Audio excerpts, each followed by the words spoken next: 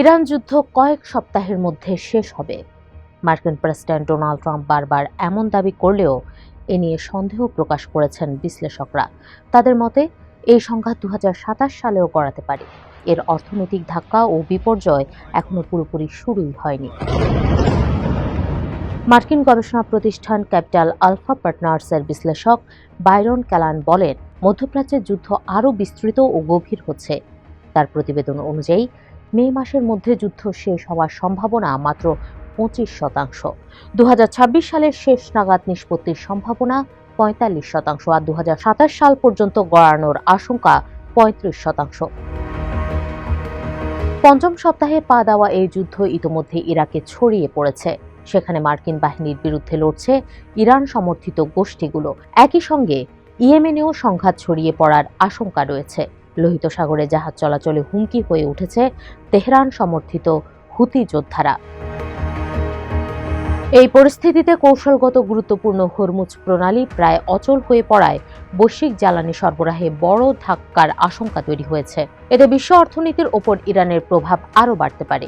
বিশ্লেষকদের মতে, সামরিক লক্ষ্যবস্তুর বাইরে বেসামরিক স্থাপনাতেও হামলা বাড়ায় সংঘাত নিয়ন্ত্রণের বাইরে চলে যাচ্ছে। ফলে দীর্ঘমেয়াদী যুদ্ধের ঝুঁকি বাড়ছে। বিশ্লেষক বাইরন ক্যালান মনে করেন, ইরানের ওপর উল্লেখযোগ্য আঘাত হানতে পারে যুক্তরাষ্ট্র। এমন ধারণা বাস্তবসম্মত নয়, তবে ইরানের ভূখণ্ডে মার্কিন সেনা মোতায়েনের আশঙ্কা প্রকট। বিশেষ করে হরমুজ প্রণালী পুনরায় চালুর উদ্দেশ্যে মার্কিন সেনা মোতায়েনের আশঙ্কা বাড়ছে। এই ধরনের অভিযানে ইরানের গুরুত্বপূর্ণ তেল রপ্তানি কেন্দ্র খার্ক দ্বীপ যুক্তরাষ্ট্রের লক্ষ্যবস্তু হতে পারে। তবে সেখানে স্থলবাহিনী পাঠানো ঝুঁকিপূর্ণ হবে, কারণ ইরানের ক্ষেপণাস্ত্র ও ড্রোন হামলার আশঙ্কা রয়েছে।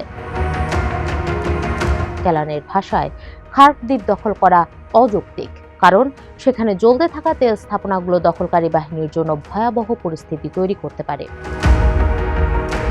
বিশ্লেষকদের মতে, হরমুজ প্রণালীর নিয়ন্ত্রণ ইরানের হাতে থাকলে তা উপসাগরীয় দেশগুলোর কাছে গ্রহণযোগ্য হবে না। ফলে সংযুক্ত আরব আমিরাত বা সৌদি আরবের মতো দেশও এই সংঘাতে সরাসরি জড়িয়ে পড়তে পারে।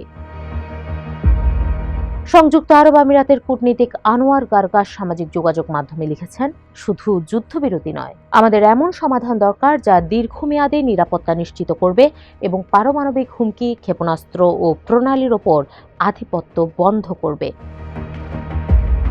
বিশ্লেষকদের মতে, কোনো সমঝোতা চুক্তির কারণে ইরানকে হরমুজ প্রণালীর প্রহরী হিসেবে রাখা হলে সংঘাত থামার বদলে আরও তীব্রতর হওয়ার আশঙ্কা বেশি।